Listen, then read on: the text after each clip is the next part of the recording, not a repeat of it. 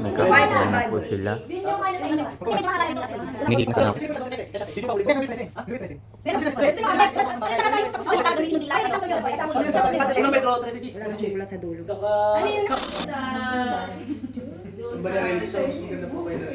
Sa Corinto, dahil pinagmamahal. Sample po. Tatlo eh. Sige po. Sample. Amin pong takeaway sa ating pong napag-aralan sa yung worship service, ayun po nasa unang punto, paso 7. Sabi po ni Apostol Pablo, ating tinanggap.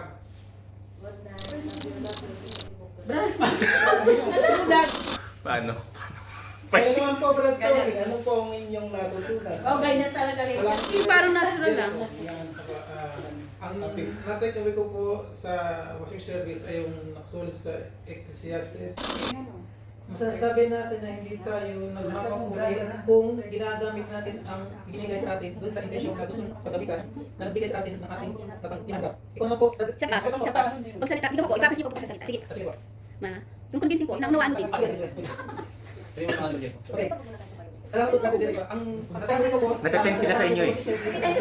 Ayon po sa Ikalilibay ayon sa pangangailangan upang makinabang ng biyaya ang mga Sabi po ng pag-ibig at kapayapaan, mga kapatid. Ang aming pong takeaway sa ating pong napag-aralan. Wala pa. Ano pa lang practice? Teka, start na eh. Huwag kayong maingay pag start na. Pag-ibig at kapayapaan, mga kapatid. Ang aming pong takeaway sa ating pong napag-aralan ngayong worship service ay yung pong nasa 1 Corinto 4:7. Sabi po ni Apostol Pablo, kung ang nasa iyo na hindi mo tinanggap. So, ibig po sabihin, tinanggap natin, tinanggap natin, na lahat ng kailangan, katanungan, kailangan natin, ay nasa Diyos. Ang tanong ko, ano yung masabi? Ay hindi natin tinanggap, tulad, hindi natin tinanggap. Ay mga pagkada, tulad po niyo. Salamat po sa Diyos, Brad Jericho. Ayon po sa akin na takeaway na nakasulat po sa Ecclesiastes 9:10, masasabi natin. Salamat po sa Diyos, Brad Tony. Tama po, dapat gagamitin natin ang bagay na ibinigay sa atin na naaayon doon sa dapat pagalitan. Dahil kung magagawa natin ito na tama at naayon sa utos ng Diyos, matutunayan natin may takot na sa Diyos. Dahil ang pagkatapos sa Diyos ay pagsunod sa kanyang mga utos, gaya ang nasusulat sa Ecclesiastes 12:13. Ito ang wakas ng pa. Ikaw naman kapatid na Igor, ano pong natutunan niyo po? salamat sa Diyos, Brother Edmond. At katulad nga po ng binigay sa atin ng Diyos, ibig, hindi yung kung ano-ano na lang po ang sasabihin natin na parang loro. Nasusulat po sa Efeso 4:29 na anumang salitang bahala ay huwag lumabas sa inyong bibig kundi ang mabuting katitibay ayon sa mga kailangan upang makinabang ang biyaya ang mga nagsisipakinig. At nasusulat din po sa Roma 6:13 at huwag din naman inyong ihandog ang inyong mga sangkap sa kasalanan na pinakasangkap ng kalikuan kundi ihandog ninyo ang inyong sarili sa Diyos na tulad sa mga bubuhay sa mga namatay. At ang inyong mga sangkap na pinakasangkap ng katulad. At Brother Gilbert, Wala na yun. Kaya, diretso lang. ano diretso na yun? Oo. Wala na po. Wala na. Kaya, Sige po, isa po, isa pa. Kaya Tutuldukan mo lang po. Tutuldukan mo lang po Ah, sa likod. Yung katwiran ng Diyos. Yun. At Hindi, Brad Gilbert. Bigyan niyo naman po. pagyan mo, kaya ka naman. Tutukan niyo lang. Tutukan niyo lang. Tapos magkakalat. Huwag niyo lang tingnan dito. Tapos naman tayo. Tapos tumangot ang tayo na. Ayan. Kasi para tayo mga... Parang hindi na. Okay, okay, So, okay. Brad Gilbert. Hindi ko masabi na tumangot. Kaya. Okay, sa amin po, kaya. Oh, dapat ko na lang. Kaya, Wait lang! kaya, Mula po dito sa lokal ng Kennebec, Israel. Ang aming lokal po. Okay.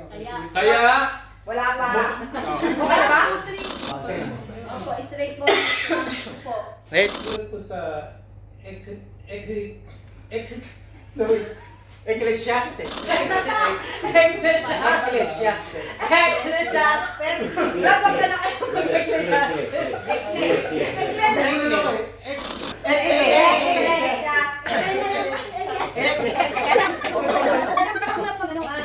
Sagutin niyo na po agad yung ano, Brad. Huwag na po kayo Hindi, magsasabi po. okay? Kayo po, Ang Brad tanong, paano po natin nasabi? Brad Tony.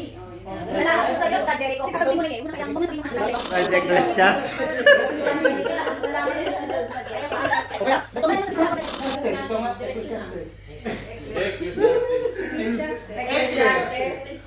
Huwag mo pong pagtagalin sa X. Maraming salamat po, Brad Ecclesiastes.